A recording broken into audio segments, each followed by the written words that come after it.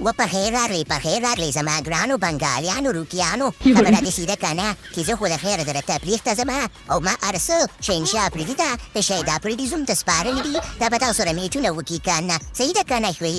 شعیب الملکه او شاپتو شانتو وایي ته چې رانځې زما زړګی در سره لاړو و جانانه او لاړ شه تبلیغ ته ثواب وګټه مولانا محمد رضوانه خبره دې سیده کنه چې هېڅ خبره نشته دی په یو ګل باندې نه پسرلی کېږي نو خبره ته سیده چې لاړ شه او موږ به د خیر سره شهنشاه افریدي سره میچونه وکړو که څنګه شاپتو وروکې او بالکله په یو مولانا محمد رضوان باندې ټوله بټخیله نه ورانېږي که دا نه که نه نو هغه د سوات سټار نه دی احسان الله دی که څه دی هغه هلکانو پسې چې ورځ او شپه ګرځي هغه به راسره میچونه وکړي مشکل نشته دی ورځه تا موږ د ثواب نه منې کو ثواب وګټه او موږ ته پکې دعا وکړه چې آخرت مو ښایسته شي که نه مه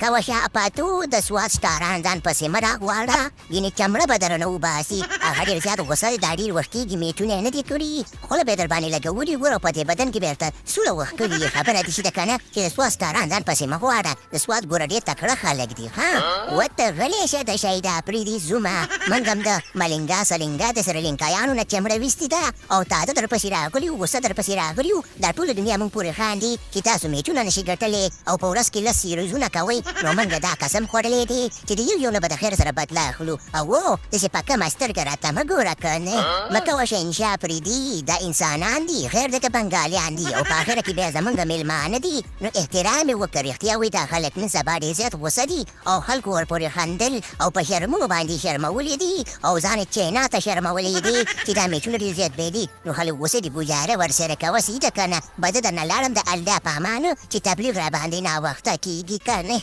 ونو ته اوسه پورې دلته ولاړې مولانا محمد رضوانه خو به ځه که نه موږ یو که نه د دې د بنګالیانو په مرض باندې موږ ښه پوهېږو موږ همداسو میچونه بایللي کې موږ غواړو چې دا خپل رودا بایللي بیا تازه کړو په دې بنګالیانو باندې او که نه د موږ خو دا عادت دی چې موږ نه غړغړ ټیمونه میچونه وګټي نو بیا موږ لاسونه په بنګالیانو باندې پاکوو که نه یاره شهنشاه افریدي ډېر سپک دې راته وکتل ها ډېر زیات سپک دې راته وکتل او د دې بدله به درنه په میدان کې موږ اخلو تاسو به ځئ په موږ باندې به لاسونه پاکوئ ولې موږ ته د سپاه کار و چې تاسو به په موږ باندې لاسونه پاکوئ هلکه شاپتو ته خو ډېر زیاته بېعزتي زموږ وکوې بس دقه خبرو په وجه باندې ما ته غوسه راځي یو چې کله ما ته غوسه راشي بیا زه نر ګورم او نه ښځه ګورم نو خوله پرې لګوم ګورم به درسره شهنشاه افریدي یاره شاپتو وایه چې اسمان څومره غوړېږي هغومره ورېږي نه راځه پته به دې په میدان ولګېږي او که نه او باقي خبره داسې ده چې پروګرام تو ورنو ګای